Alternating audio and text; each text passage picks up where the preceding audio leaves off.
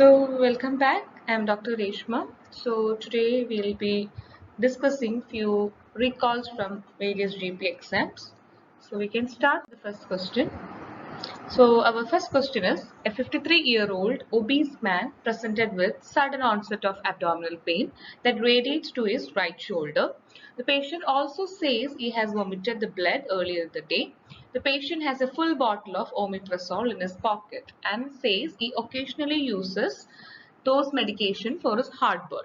Physical examination reveals rebound tenderness in the mid-epigastrium and also upright chest X-ray shows air under diaphragm. So what is the most likely diagnosis? So we have four options. So the options are, the first option is gastric perforation, hemorrhagic ulcer, cholecystitis and ischemic colitis. Okay, so we can just go through the question. So here there is a sudden onset of pain, which is a radiating type of pain, and it is radiating to the shoulder tip.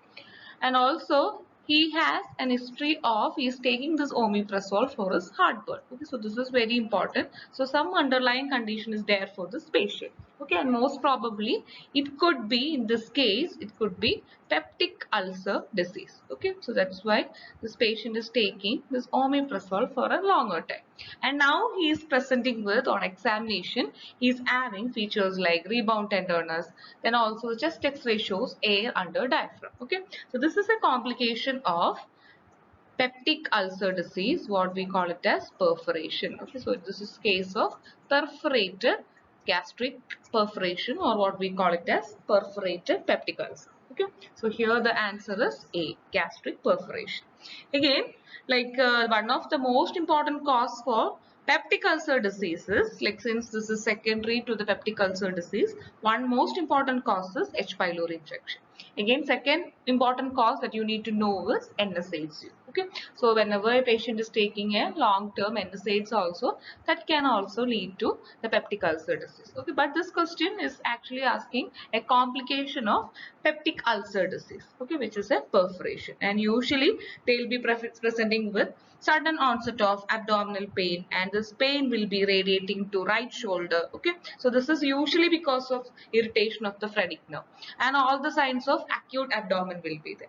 And like it could be the patient can have like rigidity, rebound tenderness, guarding, and sometimes the bowel sounds will be absent. So all these symptoms are also seen. So again, to confirm the diagnosis, the most important thing that you can look is the chest X-ray finding. So always the upright or erect chest X-ray, the most important finding that you need to look for is air under diaphragm. Okay, so all the features points towards the gastric perforation. So that's about the first question. Moving on to the second question. So this is, a 75-year-old man is brought to your office, like your clinic, by his wife. She complains that he is not the same over the last 6 months. His memory is failing him and he has difficulty in walking, and he is incontinent of urine also. Which of the following is the most likely diagnosis based on the history? So they are just giving some history. So we have four options. So the options are Alzheimer's disease, Parkinson's disease, normal pressure hydrocephalus, and Pick's disease. So mainly they are mentioning it is an old age man. Like one is, she is complaining that he is not the same over the last 6 months. That is one. Again, he is having his memory. There is some problem with his memory, and also some gait problems is also there. And the another complaint is he is incontinent to urine also. So these are the three main features she is mentioning. So based on this history, the most probable diagnosis is normal pressure hydrocephalus. So normal pressure hydrocephalus, it is actually a case of dementia, like it is a reversible cause of dementia, which is usually seen in elderly people. And the main pathology behind this condition is because of some reduced CSF absorption, mainly in the arachnoid villi. So to remember the features of normal pressure hydrocephalus, just remember this mnemonic, that is GDU. So GDU means the person will be having some gait abnormalities, then dementia, and also urinary incontinence.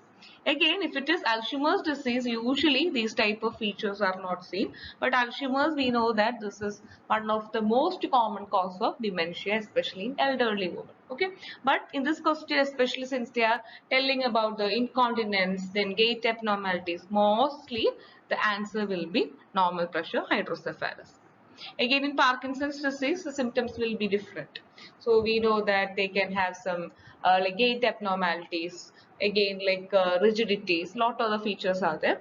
Again, another option is Pick's disease. So in Pick's disease, mainly this is also one among the cause for dementia, but usually the patient will be having some personality problems also. So from the history, the most probable diagnosis is normal pressure hydrocephalus. So that's about this question. Moving on to next question. A 57-year-old woman has third degree hemorrhoids. Which of the following is the appropriate management? So the options are fiber supplementation, rubber band ligation, and the last option is surgical hemorrhoidectomy. So before discussing the proper management, you need to know what is this third degree hemorrhoids. So basically we can classify the internal hemorrhoids into 4 grades. So the first grade means usually the hemorrhoids will not be prolapsing, okay, out of the anal canal. So if it is not prolapsed, then it is grade 1. Again, grade 2 means it will be usually prolapsed on defecation, but it usually reduces spontaneously. Okay, so then it is second grade. Again, third grade is it will be prolapsed, but we need to reduce it manually. Again, the fourth grade is if we can't reduce the hemorrhoids, then it is fourth grade. So I'll repeat once again. So there are four grades of internal hemorrhoids. So grade 1 is they do not prolapse out of the anal canal. Again, grade 2 is they will be prolapsing on defecation, but usually it reduces spontaneously. Again, grade 3 is it will be coming out, but we need to manually reduce it. Again, the grade 4 is if it is not at all, it can be reduced either like manually and spontaneously, then it is grade 4. So according to these grades only, we will be looking for the management. So they are asking what is the treatment for the third degree hemorrhoid. Okay, that means it can be manually reduced. Okay, so remember for grade 1 and grade 2, usually only conservative treatment is needed. So conservative treatment means we can increase the fiber content in the food, we can give some stool softeners and some drugs like sitz bath, some drugs like topical steroids. All these are given for grade 1 and 2. Again, grade 3 requires some procedures, and the procedure is rubber band ligation. So here the answer is rubber band ligation. Again, if it is grade 4, definitely the patient should undergo surgery. Okay, so if it cannot be reduced at all, then surgery, surgical hemorrhoidectomy is the option. Okay, so here since they are asking the third degree, the answer is rubber band ligation.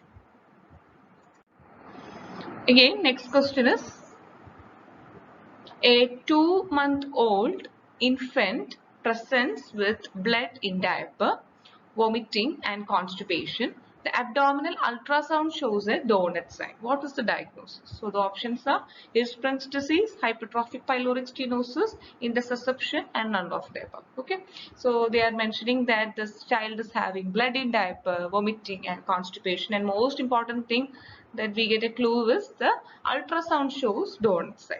So here the answer is intussusception. So it is a condition in which like a part of bowel will be going into the segment just distal to it. Okay, so that is the condition. And again, like usually if a child is having intussusception, they will be presenting with features like abdominal pain, it could be vomiting, then constipation, and usually the vomiting will be bilious vomit. Okay, and this is a very painful condition. So because of the pain, usually the child will be crying persistently. Okay, and because of that, usually the child will be drawing up of the legs also is seen. So here to diagnose this condition, always we should go for the abdominal ultrasound. That is the best initial test that we can do. So here a sign donut sign is specific to intussusception. Again, apart from the donut sign, there are few more signs that we get in target, like in abdominal ultrasound. So the other sign is known as target sign. So these two signs are seen in intussusception.